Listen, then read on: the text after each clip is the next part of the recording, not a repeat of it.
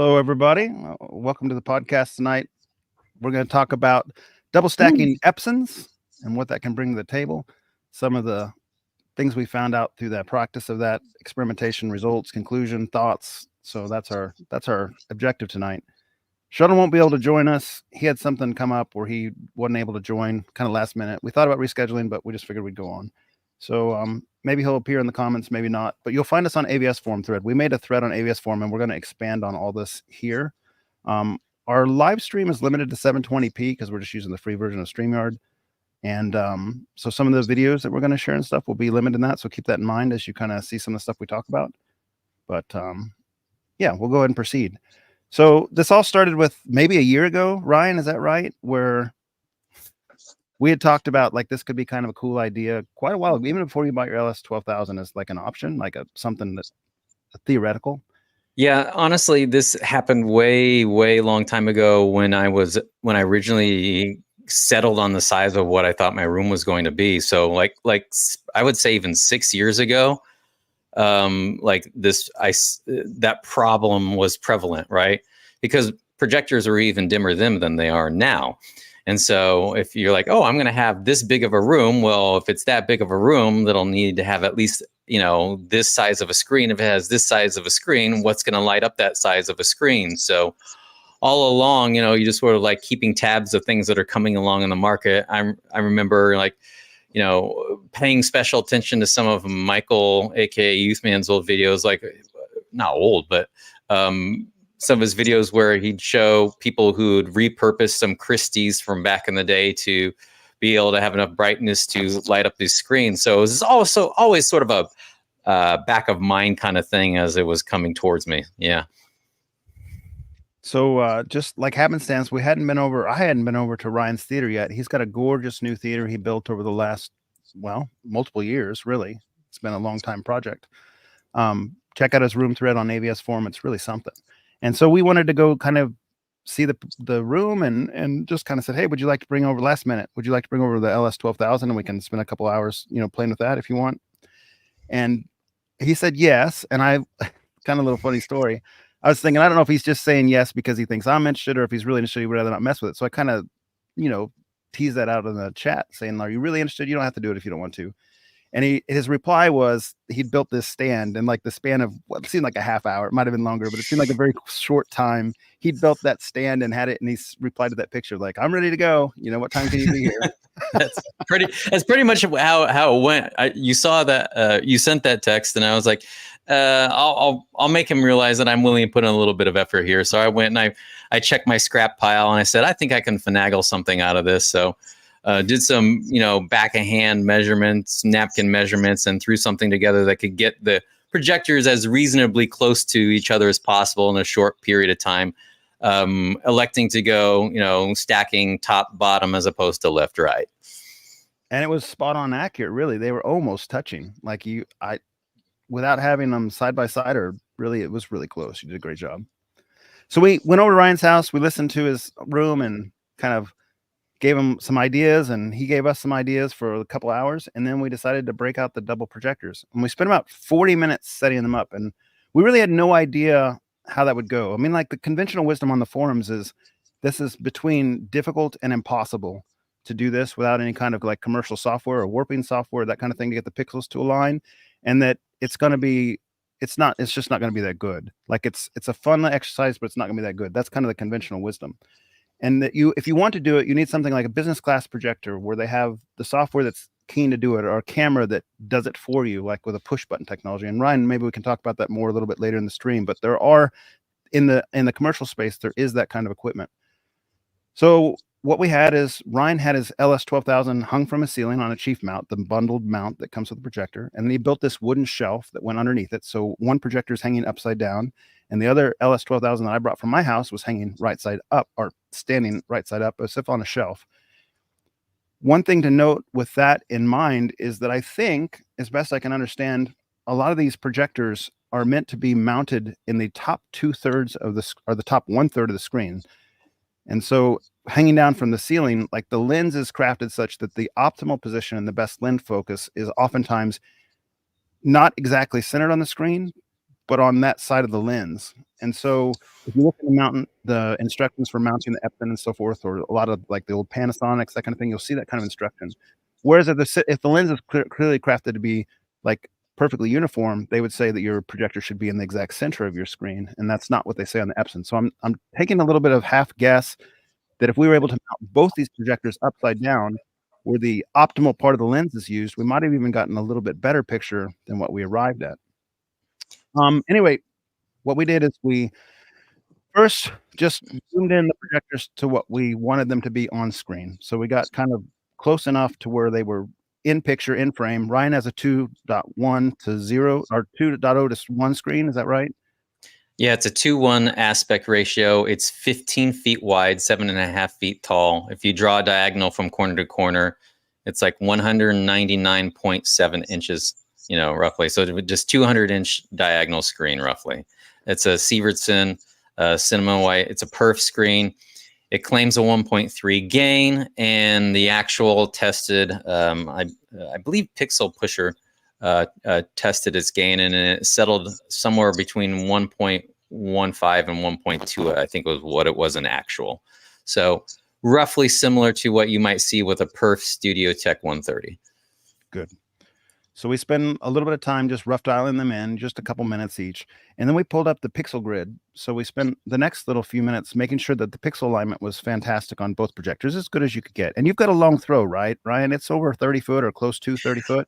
It's not quite that long. The room itself is 30 and a half feet long, but you lose a little bit to the front baffle wall. And then, of course, the projector's mounted, I want to say half a foot to a foot off the wall. So you're looking at probably 25 and a half, 26 foot throw, but definitely longer than most installations, most likely.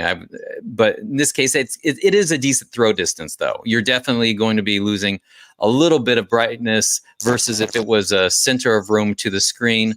Advantage of that being that it doesn't, it doesn't cone the brightness as much in the center if you were, doing a different length for your throw. So, and I think potentially that could help us in the exercise of us doing these dual projectors too, because at a longer throw, you're not using necessarily as much as the lens, right? If it was really close, I believe that's the way that would work. So at any rate, we did the pixel grid alignment, and then we just fine-tuned them. And we spent about 45 minutes or so doing that process, like getting the two aligned. And when we were on the pixel grid, we were all kind of remarking, like, this is turning out better than we thought, especially with having like a wooden shelf mount it's like a stand, actually. It's not even on the wall or anything. It's just on a stand. So if you bump it at all as you're doing it, or as you're fighting the remotes, trying to control just one projector at a time, so you're getting the remote close, you can mess that alignment up pretty quick, again, by just bumping the stand. But we got to where the pixel grid was actually surprisingly decent. The lines were not pixel perfect, but they were on top of each other enough that when you were from the seating distance, it looked like a single projector. And then we turned it on. So we'd already watched this room for a couple hours, and then we turned it on with the two projectors. And there was kind of, frankly, a lot of exclamations about like how surprisingly good this looked, like how surprisingly good this was working. And it was in multiple types of content, for anything from just the Apple screen GUI and the text to like some of the different content, like movie content, 4K HDR stuff, YouTube stuff that we were watching. Right. We were all kind of surprised that it was working like that. Like, honestly, like Tim, would you almost describe the mood of the room as almost confused? For it's like, well, that's odd, because in a way, like we didn't measure the combined light output. We didn't have anything lined up for if this was going to be successful, how to like double check measurements and stuff like that beyond the actual setup, because I almost feel like there was the presumed like we were presuming our fate up front a little bit, that we're like, maybe we'll get close, but nothing that we would ever consider, any sort type of like success. It was like, it was fun to try, Exactly. It was sort of where I was like walking into this thing, but maybe I've read the whole experience wrong. That was just sort of my reaction to all of it. I feel like we kind of came into it with low expectations of like, oh, this will be fun to just goof around with. But yeah, once everything started to line up, which we were trying to do very well, like we're at the beginning we were kind of like, oh, we'll just try to get it close, and then it was like, well, we're already close. Let's try to get closer, and then we're like, oh, it's really close now in the center. Let's try to spread it out to the edges, and then it's like, oh, just a little more tweaks here and there, and we'll. And yeah, we got it pretty spot on for the limitations of our setup. Yeah, and so even to that point, like in the Facebook post today, we made some posts on AVSforum and on Facebook, and some of the guys were saying like, yeah, you can get the image lined up, but good luck with the sides without any kind of software or warping function or whatnot. By the end of that thing, or at certain points, yeah, I mean, we got it to where the Epson pixel grid is such that it has like an outside rectangle, and then it has a grid in the middle, like a cross, and then it has a circle in the cross. We got it to the point where there was like maybe one corner slightly out of alignment, which would have required a little bit more of like a tilt and re-lens shift. But we were really darn close to where you would think it was one projector, really. And Tim made an interesting observation on this, and we're going to share some video and some pictures on this in a moment. But Tim made an interesting observation on this to say, like, Tim has eagle eyes, just to put that out there. He's got the best vision of any of the Kansas City group as far as we know. And he's always saying, I can see the pixel grid, or I can see the more, or I can see the screen grid, the texture on the screen. And that's one of his complaints about the Epson LS12000 is even though it's a 4K, it's a faux 4K. So it's rotating the pixels 4 times. So the pixels themselves are still 1080p in size. They're just rotated in a circle. So you're getting all the 4K pixels, but just in each one as one frame of 120 hertz of a 480 hertz pixel rotation. So that was kind of complicated, but effectively Tim can see pixels. And he said because there was 2 projectors, and perhaps because our pixel grid wasn't perfectly aligned, like perfect spot on, he said the pixel grid kind of disappeared to him to some degree. So there was almost some I also minor think part benefit. of that is the perf screen, because even when we just had the one, if I'm in the front row, I could see a little bit of both of like pixel grid and the perf, but they kind of blend together. But yeah, once went to the second projector, having both of them on there, it's so much, it all just kind of blends together. I guess it's just enough distortion at that closeness that it all just kind of blends together, which is cool. It's a cool byproduct of it. So like a recap for anybody who doesn't know, there's 3 rows in the room. And the first row is around 9.75 feet, almost 10 feet from that screen to that front row. So it's a pretty decent field of view as far as like the degree, the FOV. Second row is 16.5 feet roughly. Third row is around 23.5, 24 feet, something like that. So they're spaced roughly 6.5 feet apart. Each row as they back up on each other. So yeah, that second row from on a 200-inch screen from about 16.5 feet. That the room was designed for that to be sort of like the sweet spot for immersiveness without breaking your neck. As opposed to the front row was supposed to be a little bit more of a spillover row. But it's a shame that Sheldon isn't here because he actually didn't seem to mind. He's the first one. He's the first one. Like, it's my room. And I'm like, it's fine. I can watch some really, really still content from this front row. But other than that, I mostly might listen to certain types of music and then I'm out of there. Yeah, he actually preferred it. Hey, can I interrupt real quick? Is there a way for me to mark comments on here or no? I don't think so, but you can call it out and I'll show it real quick. One of the guys is asking for our initial impressions of that Epson that got announced. I wouldn't mind circling back to that after our discussion. Oh yeah, I'll favorite that. That's a good idea. Okay, so I think I kind of butchered my explanation of how the Epson pixel shifting work. I'm going to try that again real quickly. The Epson pixel shifts at 480 hertz, and each pixel, if you have a 4K input signal, the pixel shift goes in a clockwise rotation, and it's probably going to be backwards on the camera, but it's clockwise would be in this direction, and each pixel is represented in one quadrant of a 4K image of that rotation. So each 480 hertz, each pixel gets 120 hertz type frame rate speed, and that's the part we're talking about. So when Tim says, "Hey, I can see a 1080p pixel at that size screen," he's saying that each one of those pixels is visible, like the pixel grid that happens with an LCD panel. But the rotation of the grid, the faux 4K or the upshifter functionality, is kind of minimizing that to a degree, much more than like a 2x Epson or even just a 1080p Epson. The 4K shift is maybe not quite as fine or as smooth as in a true 4K image, but it's right up there with it, much more so than traditional technology. So we're just put that out there, makes that clarification. I have a question on that. So if it's upside down, would it be going in the same direction? I guess it's still going clockwise. Yeah, I was wondering about that in the back of my mind too as I'm what's going talking, on. but I think because the signal is synced and because the rotation would be the same, I would think that's going the same direction. I would assume any smoothing that you noticed was probably more in lines to just not having the pixel grid perfect, which would be Right. pretty much impossible. We should have taken a slow motion photo We or a should video have. of that. We should have totally. Like, yeah. Even just one, that way you can show how it actually functions. But having them both up there at the same time would have been interesting. Yeah, I'm pulling up. I don't have a picture of it both. You're right. We absolutely should have done that. But I do have a video of what it looks like with just a single, to kind of showcase for the audience what we're talking about and make it more clear. Pixel. I'm going to pull that up and share it. So I got it pulled up here. Let me get a share going. Present, share screen. Okay, so tell me if you can see my screen. Yep. Yeah, we can see it. And then if I click play, it's just at 60 hertz right now. And then it goes into, so 60 hertz, the camera doesn't see any of the pixel grid movement, like it's too slow. But when I put it, this is just an iPhone. When I put it in 240 hertz slow motion, you can see that pixel grid jittering. And if you had an ability to slow it down to 480 hertz, you'd see that it's actually the clockwise rotation I'm talking about. And Epson has this documented, like they explain how it works on their brochure and their documentation. So that hopefully explains a little bit clearer. Let me stop my share.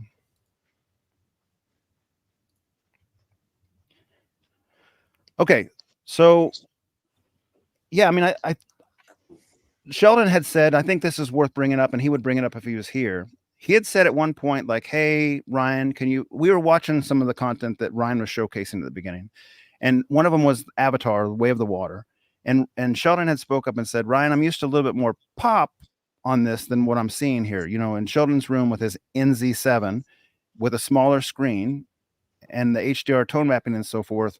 He was saying that the skin has a little bit more pop, the brightness highlights are a little bit more poppy, and so forth.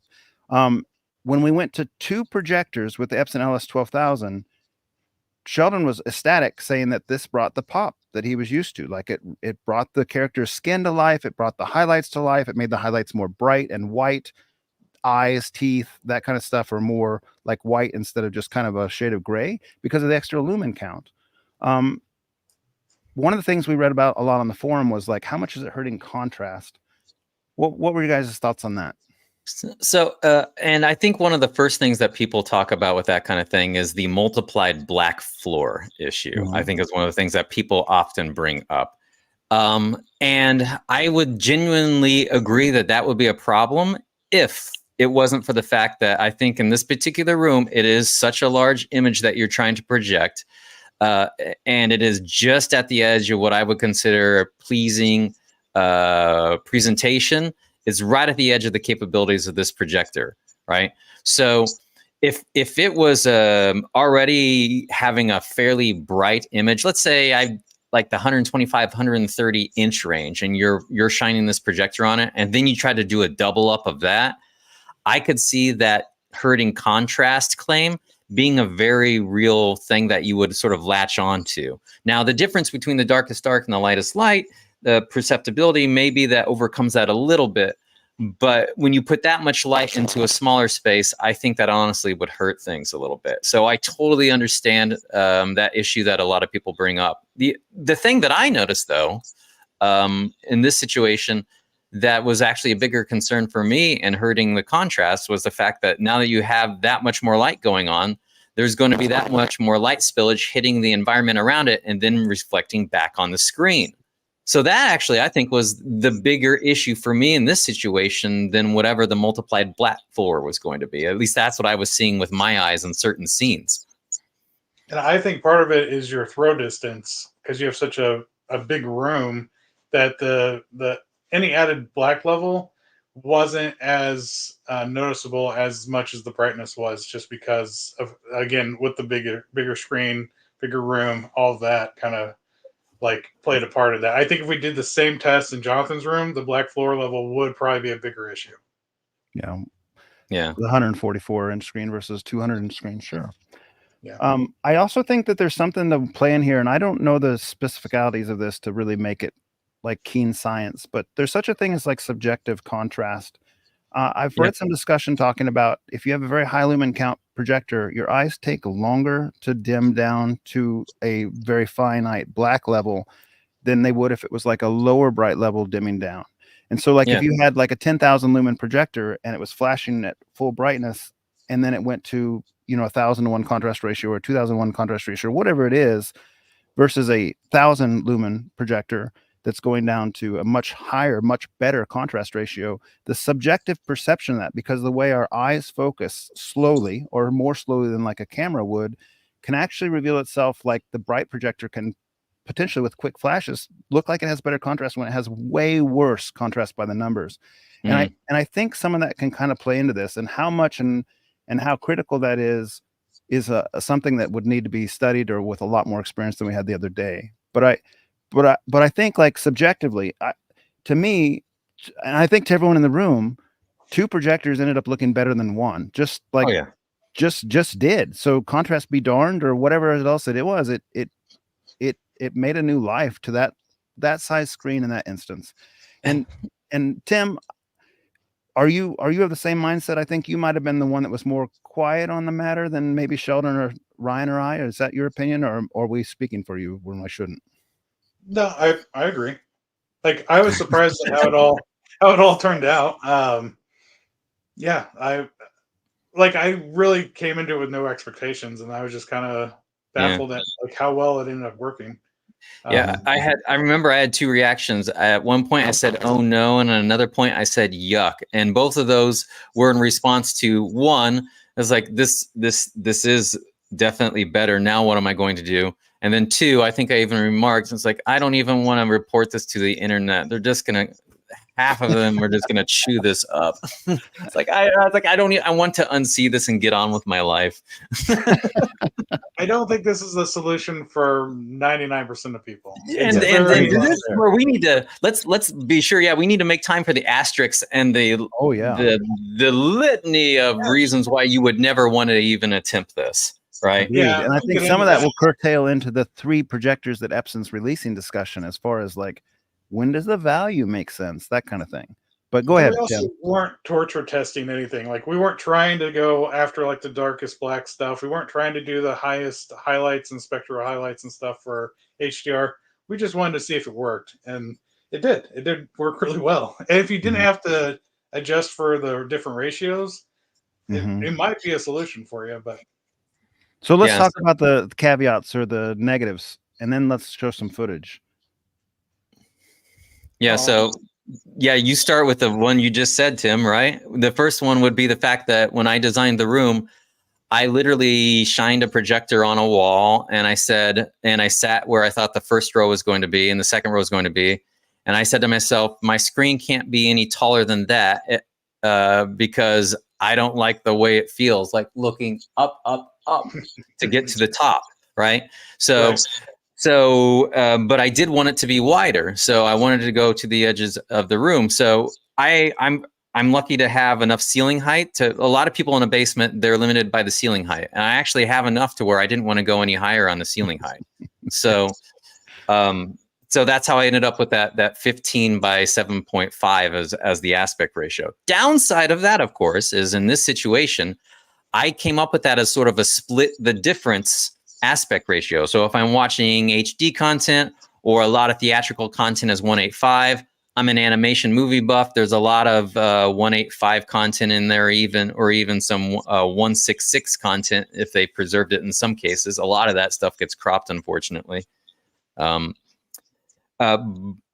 I have the one size for that for lens memory, right? And then if I want to have it be wider, I'll go ahead and I'll zoom it out a little bit and to the edges of a 2.0 ratio for my 239, 240, 235 content. Of course, the catch is in both those situations, if it's HD content, you're going to have pillar boxing. If it's like the wide content, the 235 stuff, you're going to have a little bit of letterboxing. but not as much as you normally would on an HD television. So the idea was it would split the difference. Now, when you're trying to switch back and forth between those two lens memory situations, and we didn't have time to test this, but the assumption is, and I'm sure it would be, if you're swapping back and forth, you hit lens memory 1 and they both move to lens memory 1, and then you do lens memory 2 and they both move to lens memory 2, they're going to drift out of alignment even faster than they would normally. And they will drift out of alignment once you get them perfect, no matter what. It's literally, you'll just have to have it built into a maintenance schedule. You will be having to revisit and tweak it at certain intervals. How often that would depend on a lot of factors, I think, like the temperature that it gets ramped up to and then cools off on, the amount of bass you're pumping through the room, how much the structure that it's mounted to is rattling, whether or not it's actually if it isn't rattling at all those different things would play into how quickly a setup like that would eventually drift out of alignment. In the comments, we've got oops, sorry, saying he doesn't have room for 200-inch screen. Me neither. Also, Bruce down here is asking if you had a cheaper projector with only 1300 lumens, does this make more sense, or is it more worth it? So to answer that, and on my perspective of it, the very first time I ever heard of someone using 2 projectors was when 3D TVs became a thing, and there's a guy that was on AVS that was he was beyond smitten with having 2 Epson. I think they were like 8500s, or it was one of those models like that in that era. And that's what he had done. He got a second one of those set up so that way you could do 3D content, because you lose so much output when you put on those glasses. And he was just all over the forum, always saying like, "This is so great. This is the best thing ever." And a lot of people had the same like, "This is the dumbest thing. Why would you do that? How would you set it up?" And he had a 16:9 screen, so he never changed the ratios or anything. And he had them set beside each other because he had it set up in his living room, and he had like a bar or something behind his couches. And that's what he did. He put them both side by side, so they were on a perfectly flat plane, and had them. And those were back when you had to manually adjust the lenses and everything to get everything just lined up. So I can't imagine how hard it was for him to do it, but. I do think there's something to be benefited from if you have a cheaper projector. The one thing I will say for a cheaper projector that might be a lot more difficult in our situation is whether or not it's a motorized lens shift. Yeah. And then you're left having to like push a little, like roll the thing, right? It's like you'll basically have to luck yourself into that last few steps of the alignment in that type of situation. That would be a potential pitfall for a situation like that I might mention.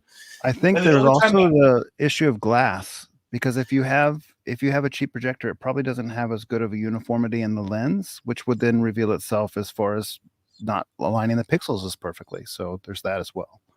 And I would say I wouldn't do that unless you already have one of those cheaper projectors and there's a really good deal on the second one, because you're probably better off just spending the extra money to get a better projector. Yeah. So yeah, and that's something we even talked about right before we hopped on the stream. It might have been before you hopped on, Tim. Like this exercise and the usefulness of it, it's got to be like a 1%, 2% of situations type thing. Like this is. Sure. Most people should just watch this video as a curiosity. A select few might walk away and go, maybe that might be for me. But it's definitely a proceed with caution and be realistic about what the expectations or what the actual needs for your situation are. So that's where this also turns into the value proposition argument, right?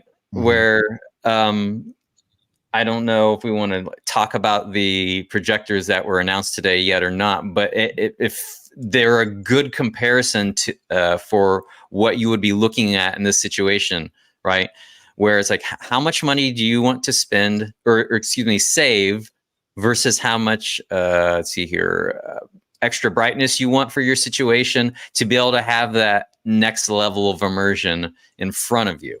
Like, and the answer to that is going to be different for everybody. Like one person might say, I gladly pay $15,000 instead of $9,000 or $10,000 to have to not have to deal with with two projectors, right? And that's going to be a sliding scale for everybody. Excuse me, pardon me. So in my head, the way that I came out with this is if I had a fixed screen, even in here with my size screen, if I had a fixed screen that wasn't using switching aspect ratio, I'd probably give this a try. And I think Sheldon had said the same conclusion. Like that was kind of where his head fell out too, with the NZ7. Like he'd be interested in getting a second one for that purposes. But because we have these, and not to reiterate or belabor the point, but Ryan mentioned that as these things auto zoom and focus, memory recall, they drift just single unit over the course of like a month or two. And this happens on Panasonic, JVC, Epson, all the different projectors I've had with different lens memories. They all drift, and it's slight. You might have a little bit more overlay onto your black velvet on one side or the other, top, bottom, whatever. The focus may not be exactly perfect after you recall that a dozen times or 30 times or whatever it is. If you're fighting that with two different projectors and you're moving them, I bet you after the first couple lens recalls, it'd be out of sync and it would just be kind of like a lesson in frustration. So number one, it needs to be a fixed aspect ratio, I think, to make this work.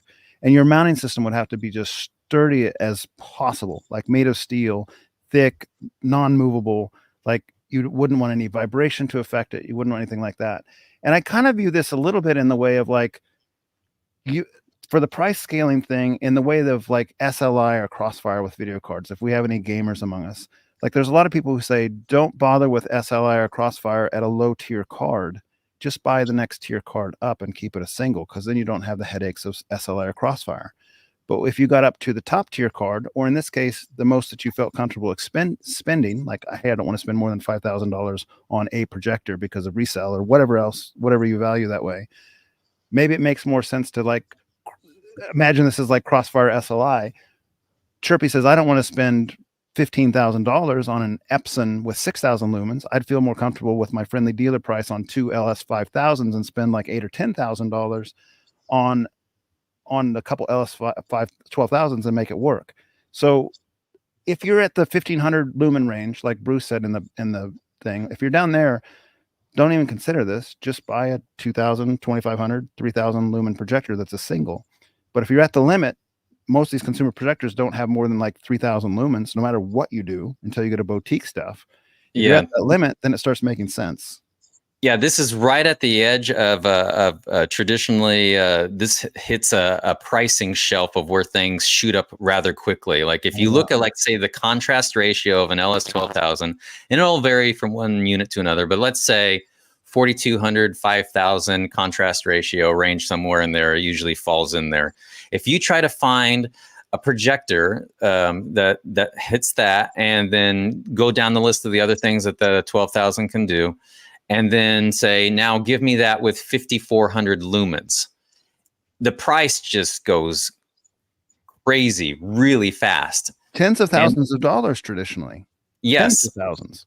Exactly. Like not just like even within the realm of the announcement of the Epson projectors today, but even beyond that. So that's part of the reason why we sort of landed. I landed on this as an idea to try.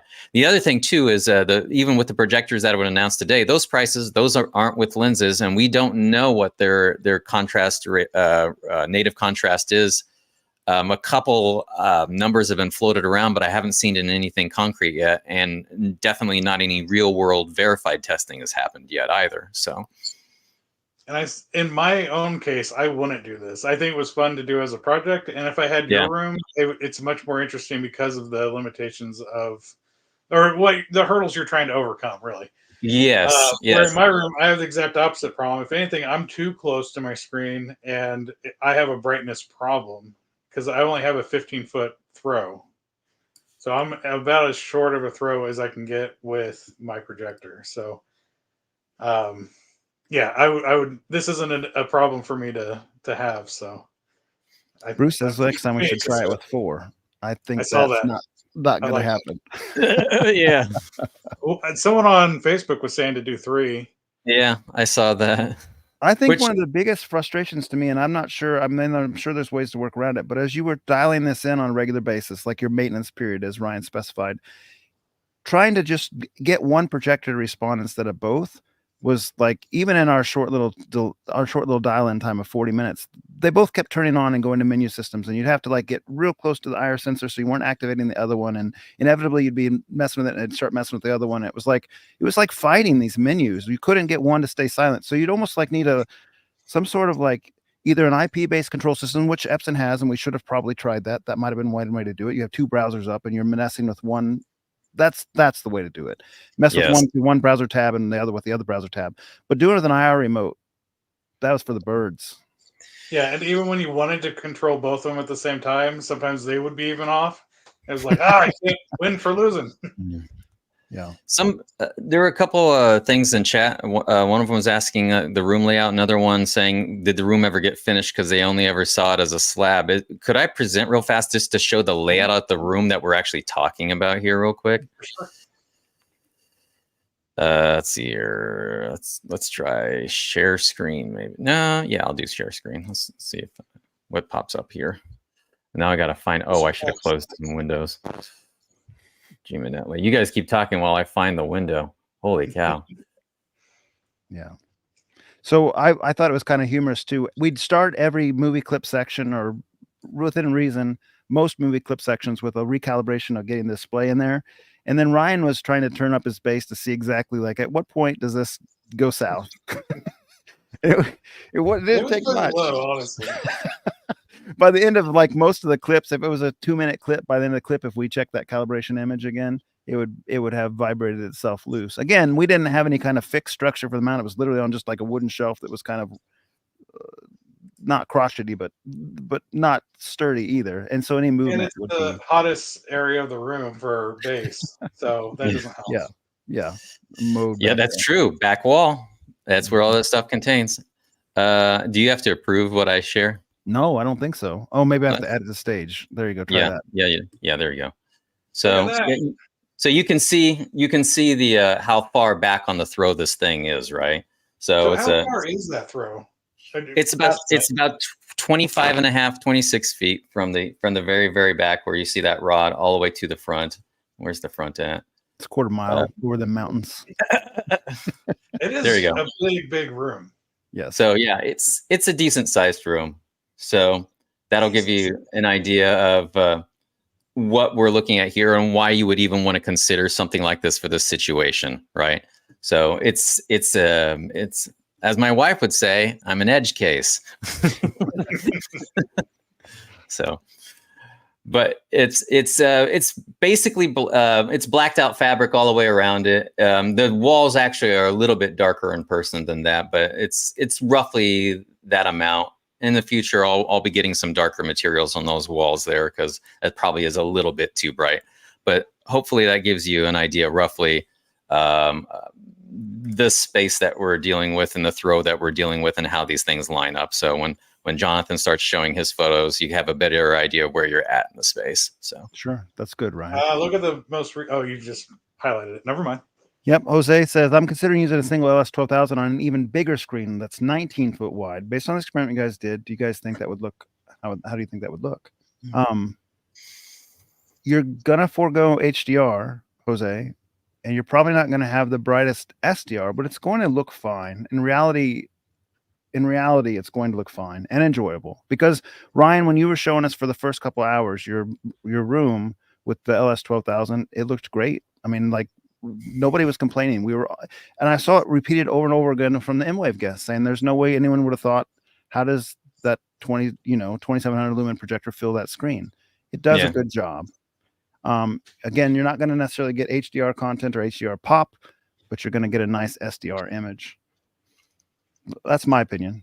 Yeah, I agree. Like, that's something I even told the M-Wave guests. One of the reasons why I ended up on streaming a lot is because I already have, and they're not all correct or a good job, but there's a lot of SDR 4K versions of movies. Whereas if you go to buy the disc, it's going to be an HDR 4K version of the movie.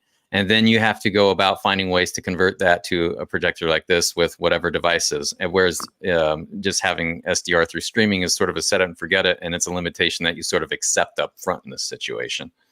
Mm-hmm. 19 foot wide screen is getting really large. I mean, you're getting up to like prosumer small commercial theater type thing, very small commercial theater. But point being, that's not really a consumer size, and so the lumen output for most of these is not high enough for that. But I stand by the fact it'll still be enjoyable. I set my Epson 5040 UB, which is a couple generation older than the LS12000, up on a 24-foot screen. It's 24-foot diagonal, so maybe it's similar to 19-foot wide. I don't even know. You could probably do the math on one of those projector calculators, but 24-foot screen, and I get oohs and ahs and everything. And my neighbors come over and they watch movie night. I've done a couple church nights for movie nights with the whole church out there, and people come to me and say that's the best image they've ever seen outdoors. Great job. And that's a 5040 UB, which is another consumer projector. So I give you that extra context to tell you that I think it can work. It just may not be like, if you're used to, I'm using an OLED in front of me, so we all get kind of spoiled by these Uber displays. It won't be that. Is the point, but it'll still be quite enjoyable. And we don't know if he's needing this to be a transparent screen or not, whereas yours is a solid. There's a couple little things you also need to keep in mind in that that little balance of that equation there too. So yeah, and I think if he sticks to SDR, it'll like you guys are saying, it'll still be very enjoyable. Like there's nothing, even with the single projector yesterday or Saturday, it still looked great. So. Okay. But two projectors, even better. What'd you say, Tim? I said, but then two projectors. Yeah. All right. So let's share some of these little pictures and so forth. I'll share my screen again. This was real informal, and it was really just for us to have fun until we kind of realized how nice it was working out. And then I was thinking, like, we should have done more. We should have taken some more video. We should have had more. Yeah. Like, we should have just done more with it. I got home and I looked on my phone. I only took like 2 photos. I'm like, why did I even take these? They weren't even good. Yeah. They were real bad. Okay, so let's do a share screen here. But I think it's fair to say, though, the experience is a little bit caught off guard, as it's sort of like, yeah, it took a little while, but like Tim was saying earlier, it's like we try a little bit, and it's like, hey, I got close. Let's try some more. I got closer. Like, was almost the reaction all the way through. Yeah. Okay, you're absolutely right. I agree 100%. So entire screen share. It's going to look crazy for a second, and I'll fix that. Tell me if you can. I need to make sure I'm not in HDR, because otherwise it'll look jacked up for you guys. Let me just make sure that's not that way, that I'm in SDR. Okay, good. I am. And it still might look jacked up, because some of the stuff I took was in HDR footage with the iPhone, but we'll see how it looks.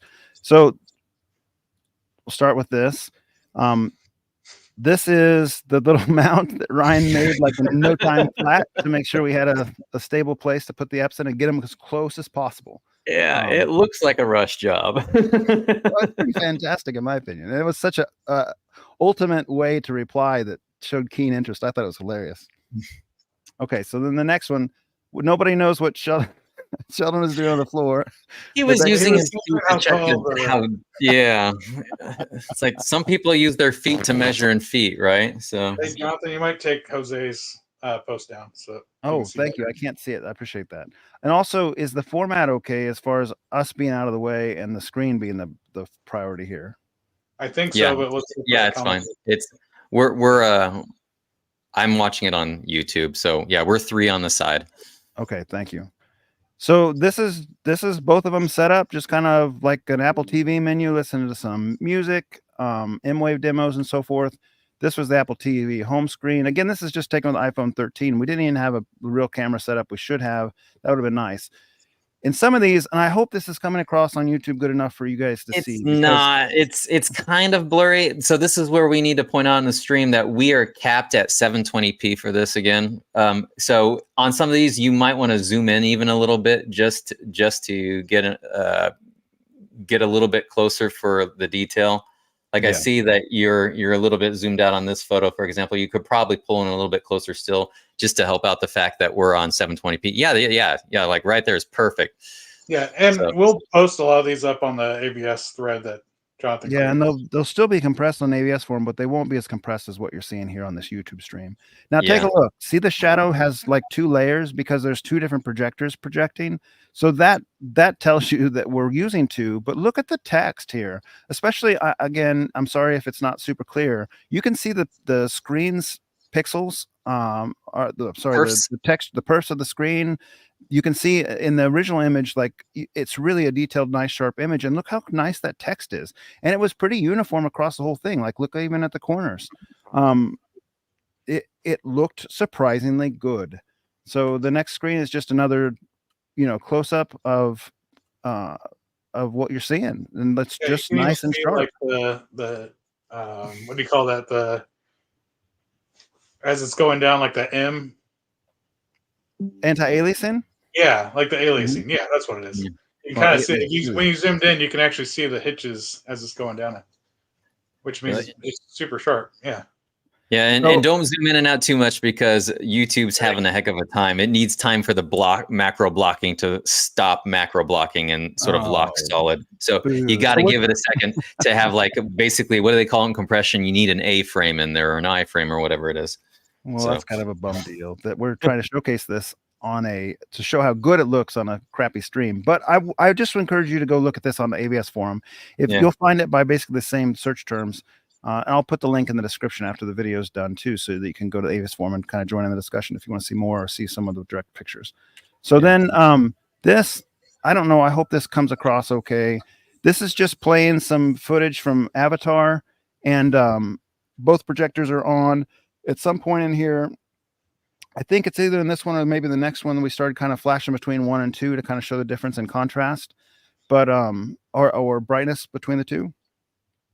I can't remember if it was this one or the next one, so I apologize for that, but we'll find out soon enough. It's just like what we had noticed, and if you can see my mouse moving, see the highlights on her forehead and the highlights on her chest or his chest or his face, those were just brought so much brighter and into life. The skin was less flat looking with 2. Just the greenery was more pronounced. Everything was just brighter and more fun. So you can see we covered one of the projectors with a disc right there. You saw it kind of flash across. There it comes back. And the camera at this point is doing an auto focus or auto aperture, and it was kind of making it less relevant or less prevalent than it really was in real life. So yeah, it was exposure adjusting on the fly to the darker, making it brighter again. So I think the next video, it's semi-locked for the majority of it. So it makes the difference that we saw in person more pronounced. Yeah. Again, on the YouTube stream, if at all possible, Jonathan, I might just like take that previous clip of Spider running and then the next clip that we find of us blocking the light and not blocking it, and maybe just uploading that as like a 30-second clip on YouTube and drop a link in your description to this stream to that. And then that way people, if they want to follow up to, again, this is just more of an approximation of what we saw in person. Like some people, they see photos from even a good camera, let alone a cell phone camera, and they think this is gospel. This is what was actually there in reality. Not the case, but this gives a good approximation of like the rough differences that we were seeing in person, though. So just putting that all out there. Agreed, and I'll do exactly that. I'll upload these as their own video so you can see them more clearly as well. So sorry for the extra homework. No, that's absolutely good. Thank you. This is covering. We're just covering one of the lenses with a Blu-ray disc, and I think this is the one where you started adjusting, like making the aperture fixed, right? You muted yourself. I muted myself. Oh, chirpy. Ryan. Oh, okay. Sorry about that. The exposure locked on the cell phone is what this is. So the exposure is locked here. So the brightness difference of it jumping back and forth is a little bit more accurate in this clip. But I think, was this the one where I said yuck? I can't remember. Yes, I think so. Probably so. Yeah. So that was my reaction. That's sort of my oh no reaction. Now what are we gonna do? Like, it's working too well. And you were kind of, I have a suspicion just by watching this on the source file here that you were kind of adjusting that. Like, were you kind of playing with it, trying to get the right setting to show what we were seeing? Yeah, the exposure lock. What you want to do is, most of the time, a cell phone camera will overexpose, especially in a situation like this.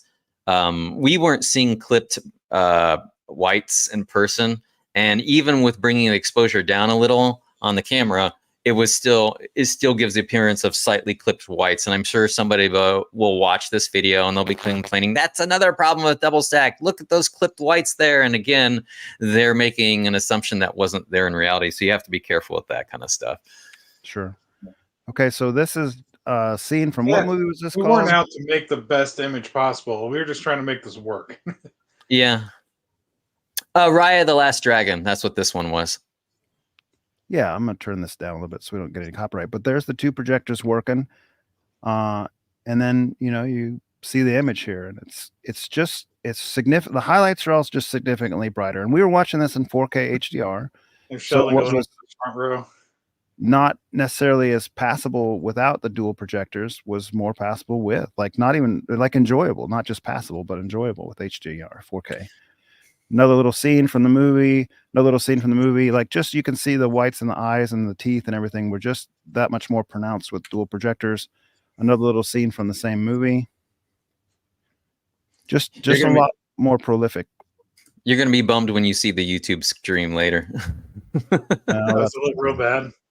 Well, it looks murky, for lack of a better way to describe it. So I'm trying to get this comment in here spread throughout the video a little bit so people don't watch just a little bit of one of these clips and be like, oh, well, that looks like crap. Why bother? Right. So I just want to make sure that the people who catch this later try to, if you're really actually curious for something a little bit closer to what we're catching, be sure to catch the follow-up links if you can. Yeah, I agree. I'm watching on my OLED, and even on the source file, it looks really good here. So apologize for those who aren't seeing what I'm seeing.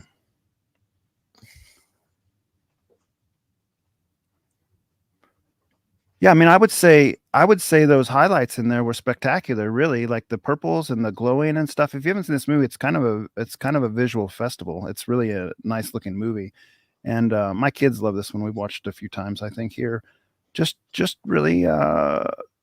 Really a dramatic image, very, very, very impactful. I'd kind of zoomed in a little bit there. This was kind of a fun little scene. Yeah. This is where we had the. So pause it first and then play it maybe what's going on here. after the description of what's going on here. So it just in short, Sheldon always doesn't like frame interpolation. I like it. So I like it on low and Sheldon likes it off. And so what we thought would be kind of fun to have one on low and one on off and see what happens.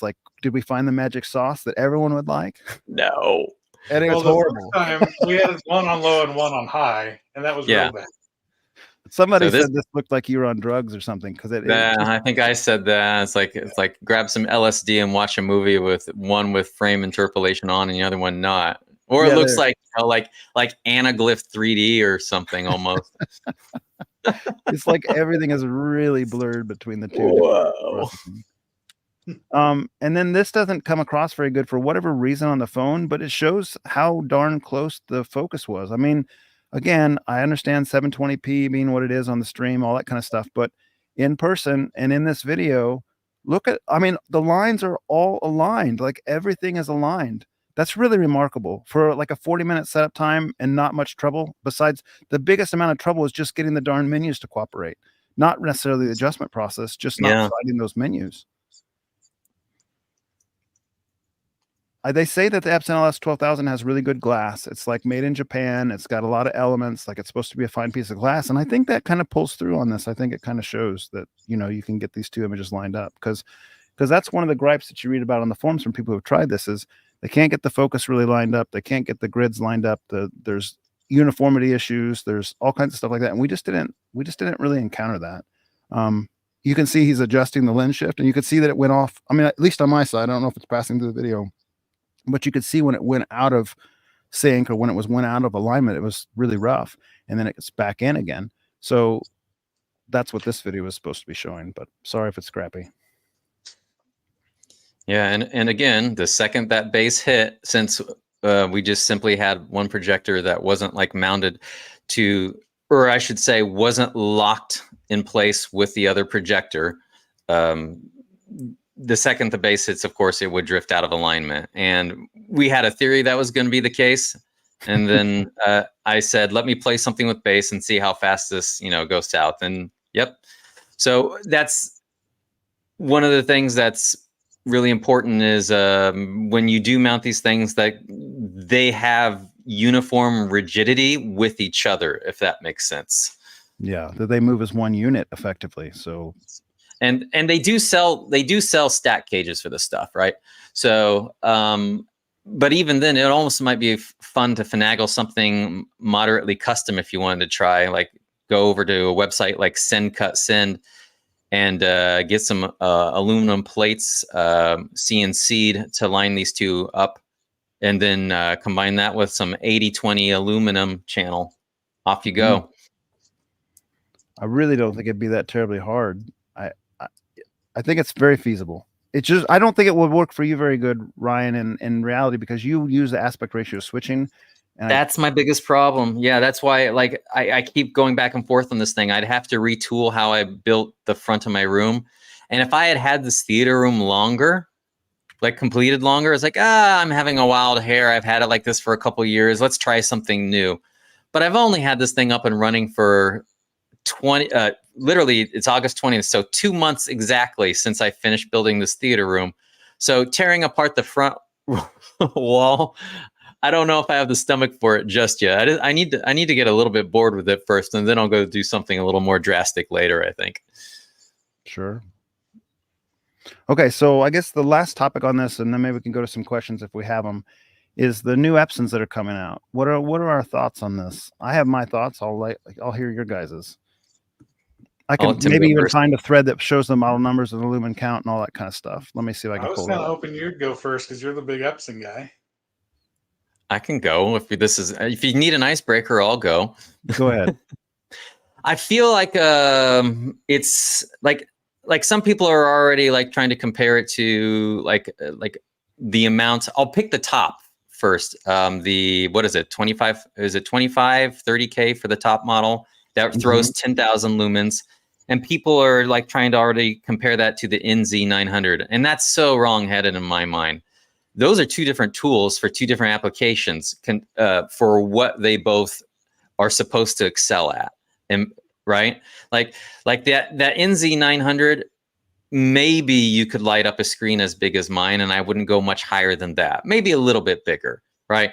Whereas the new Epson QLs, the 29,999, it looks like is what it is. That one throwing 10,000 lumens. That's going to be you're looking at 250, 300 inches. They're saying it can light up to a 300-inch screen with 10,000 lumens.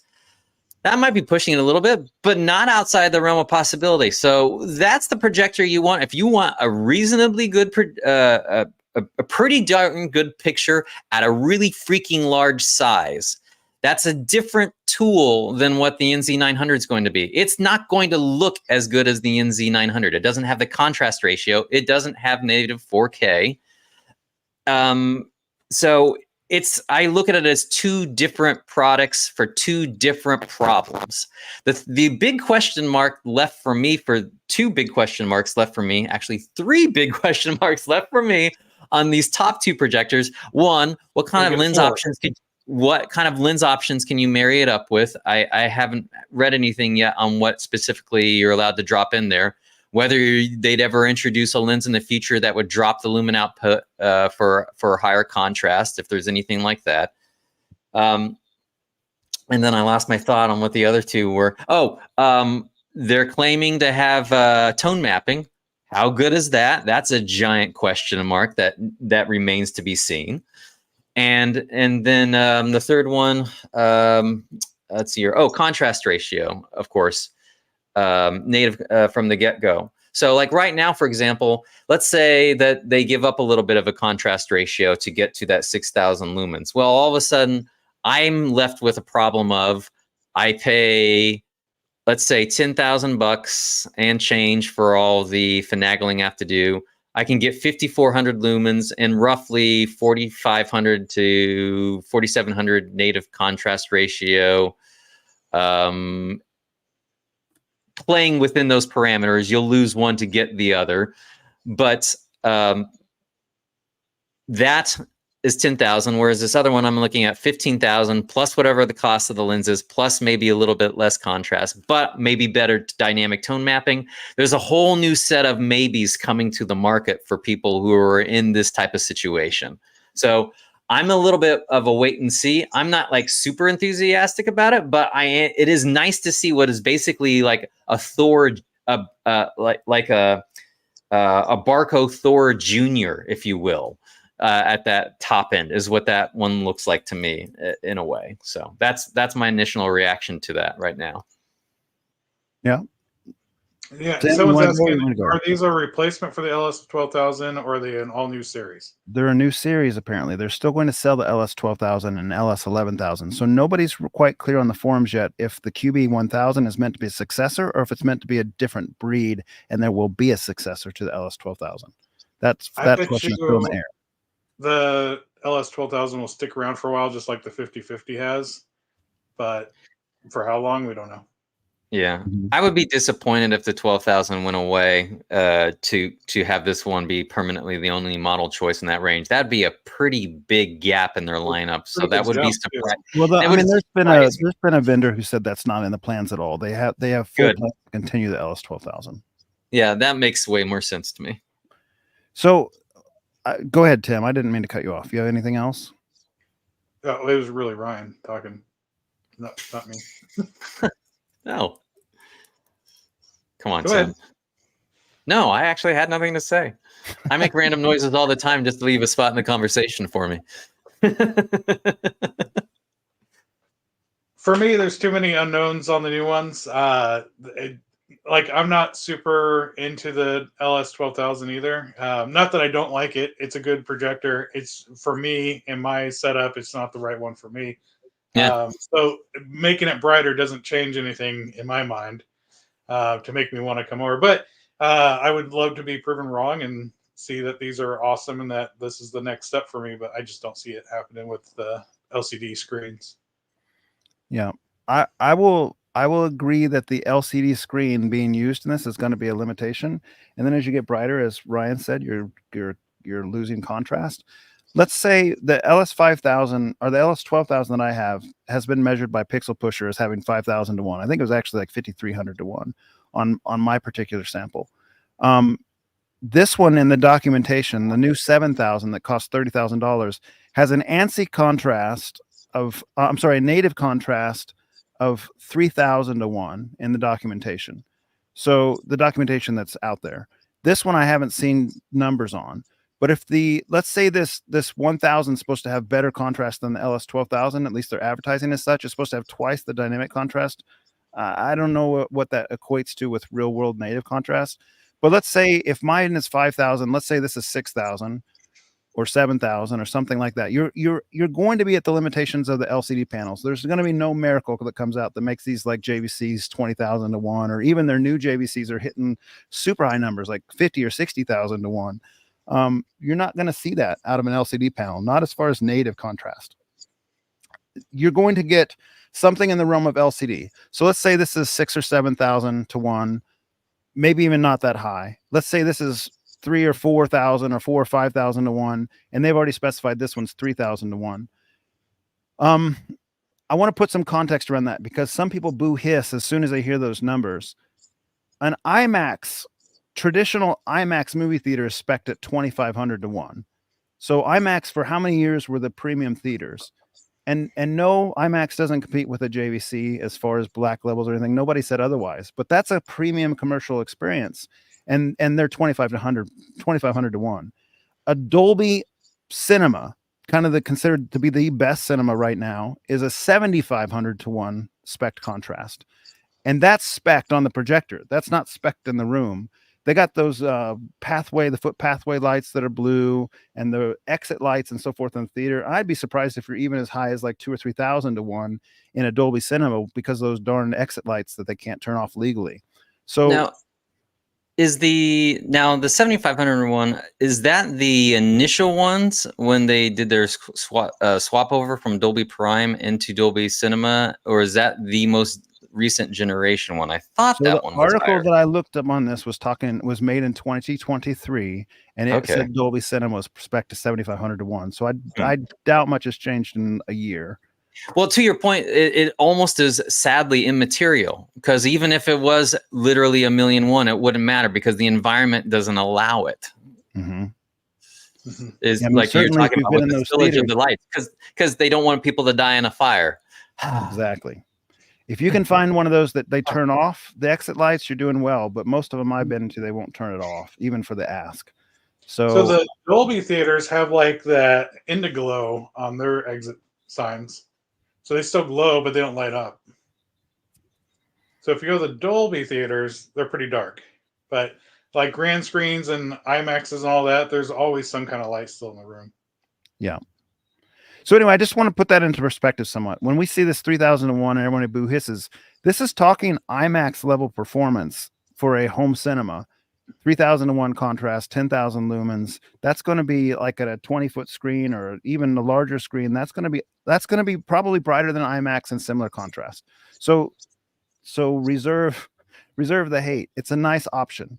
As you As we say talked that, about. though, I just went and saw that new Alien movie, and the darks were not dark enough at a Oh, regular screen. I hear you. But which type did you go to? Did you just go to a regular one? I went to a Was it- grand screen from B&B, and so they use like the high-end DLP projectors. That's I gonna. wish I want to say I that's would have gone the to the 1,500 Dolby to 1 theater. range, though, isn't it? Or I don't know. I can So. I can answer your lens question too, Ryan. I just got to find that post. 1 second. Let me find it. Right here it is. This means nothing to me. I've never bought a projector with interchangeable lenses, so I don't really know what these models even are, and I haven't tried to search them on eBay or anything. But these are the lenses that fix that top model right now. And here's where it talks about the native contrast of that top model, the 7000B having 3000 to 1, strong native contrast. So this is Epson's documentation for the new models. Looks like a dozen lenses or something here, and they offer you. This is kind of interesting. It's got lens shift and it's got projection ratio, but offers kind of a large plethora. I mean, one of these is all the way down to 5,000 lumens if you choose this particular lens. But that's you might know more more about that with your camera history or knowledge, Ryan. Yeah. Unfortunately, that only tells that has probably more to do with what it's being able to capably distort at a certain range and still look correct once it's projected on screen. Without my guess is none of these move the needle on the contrast. If they're not pointing out the fact that any of these affect the contrast, my guess is all it's doing is lowering the brightness without affecting the contrast much. So that was really the part I was most interested in. So then you're potentially looking at aftermarket options like they do for Christie, where they put a coating on the glass and can lower brightness to raise contrast, that type of exchange. If anybody's going to see you, if you decide to road trip it on your own or with your daughter, Jonathan, ask a rep for me, will you? It's like, hey, do you guys have any interest in, like we see you got a gajillion lenses over here, but these two models right here is half your audience. Are you ever going to have a high contrast version of those? It's a good question.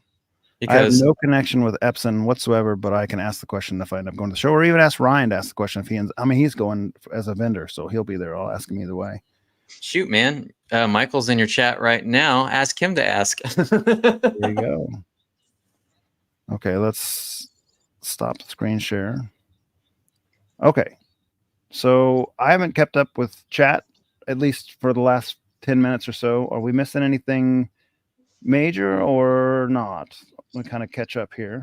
There were some detailed questions on Ryan's room, but otherwise nothing major. One of these days I need to come back and do a part 2 just to put a bow on finishing the theater, because sort of left everybody hanging. And when was that we did that? October of last year. We do need to finish that. Yeah. Someday. And then also, you'll have another thing even after that as you get your acoustic treatments hung and everything. Right now, it's just So literally, probably be a 3-phase video journey if anybody ever wants to go through the whole thing by the time it's all said and done. So yeah, I was literally ordering up another magnetic catch just today. So very cool. Okay, I am almost through the comments here. Okay. And we're and are Tim and I going to have a cage match about stereo versus multi-channel for music? Sure. Go ahead briefly. What do you think? Because I know Tim said that that if on average he prefers the stereo experience. Is that what you said? That's correct. Yeah, I'm old school in that regard. I don't dislike it though. Like Jonathan can attest. I go to his place and I like listening to the Atmos stuff quite a bit. There's nothing that's been like, oh, this is the reason to buy spatial audio. It just Isn't that hasn't funny been- how our brains work so differently? Because like that's polar opposite of mine. I really think a lot of spatial audio is next tier. Like nothing in stereo can compare in my brain. So Well, that's interesting. I think I might even have mentioned it during one of your streams that you just had, Jonathan. Like one of the things that I like about Dolby Atmos, aka spatial audio, or whatever they want to call it in the marketing department, unlike Apple Music, for example, they have more stringent requirements, especially for the dynamic range. Like the Atmos tracks on average are supposed to be quieter than the stereo ones that get uploaded to Apple Music. Otherwise, they will be rejected. So they demand more dynamic range in the recording. So when that doesn't necessarily mean that it's going to be a better quality recording, but it is a step in the right direction for an industry that for years was brickwalling stuff like crazy with the amount of dynamic compression they were throwing at the signals. Like I remember famously Metallica released their album Death Magnetic, and people were playing the Guitar Hero version of it note for note if they could, and capturing the audio of that and overlaying the vocals on it so they could have better dynamic range release of the album, and then they were sharing it out. Oh wow! So, no, I never heard that. So that's one of the things that I appreciate, at the very least, something like that when it comes to the world of Atmos. The other thing too is, literally, when Bell Labs was originally inventing stereo in the early 1930s, they actually used the term stereo not as the definition 2, but as the term wall, I think is what they were, one of the definitions. It was actually 3-channel that they decided on. Back in the 1930s, they said, oh, a center channel is way better. But for whatever reason, the complexity, how things, the technology turned out after beyond their initial research, we ended up with 2-channel stereo. And I always like to tell that story to anybody who will listen, simply just to dispel this myth that there's nothing golden about the idea of stereo as we know it. It could have easily been something else. So how do you it's too easy, man? Come on. what you were saying about Apple and the Atmos having more dynamic range and stuff, that is fantastic for all music. So yes, I wish, and they should demand it for the rest of the stuff too. Yes, 100%. I completely agree there. And same with movies, because even that's getting more and more compressed each year. It seems like they try to compress it a little bit more. Yeah. Especially Disney. Disney. Stop it. We need to have a talk, kids. Yeah. But, I mean, I like all music. But yeah, I would typically prefer to listen to stereo music, but it's not that I won't ever listen to Atmos and stuff. I love it for movies. There you have it. All right. Well, thanks for your time tonight, guys. Oh, yeah. Something else? Well, I have a question for you, Jonathan. Have you used your theater for anything lately? Oh yeah. I need updates. We've been playing Sackboy with the kids. We're on the Last World. That's been a lot of fun. Fantastic game. I've mentioned on the last couple streams with Ryan, where it's like super good audio, really bright, punchy picture, fun controller play, fun for the kids, 6, 8, and my 12-year-old, 6, 8, and 12-year-old kid playing with me. So it's been a great time. I've watched a few movies. Most recently, I've been struggling to make it through this one. Justice League, you're still trying? It's not very good. I watched what's the one I told you about the other day with the Venom? I watched Venom for the first time. Okay. That not much else though, because I've been on vacation to Yellowstone and that kind of thing. So I haven't been around, but yes, I use it often, especially for music. And Went on a Ryan, little tirade with some Craig Yep. John songs, some orchestra songs that Ryan and I, the reason this even came up was the other Ryan and I were on a podcast talking about Yeah. stereo and Sorry. talking about spatial audio just Sunday night. So that's where this topic got extended. And there's some good stuff on that Dolby Atmos Song of the Day thread on AVSforum. Really good stuff. And Craig John put in there some orchestra music that's Dolby Atmos mixed. And like half a dozen tracks on that are just fantastic.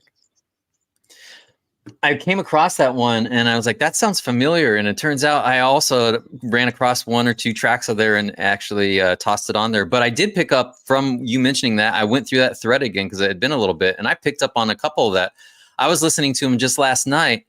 I have this thing now where what I like to do is my chairs, they have that little tiny bit of blue LED so you can see where the controls are to like move the seat up and down. Mm-hmm. So I think I'm gonna figure out a way to put just like some outlet controls, Wi-Fi outlet controls where those seats plug in, so I can literally cut the power to the seats, because I love shutting the door to that room and then cutting the power to the seats. It is so pitch black, it messes with your brain. It's hard to describe. It almost feels like your vision's going blurry, even though you can't see anything. But it's great for listening to immersive audio. Jonathan, I have a question for you. Sure. So when you're running, or if you've ran, like Room EQ Wizard or anything like that, how do you do it in your room? Because we were talking about how far away your I think you meant Ryan instead of me, right? Yeah. Yes. Oh, I'm sorry. I'm okay. So you're gonna have to ask the question again because I misunderstood who the question was.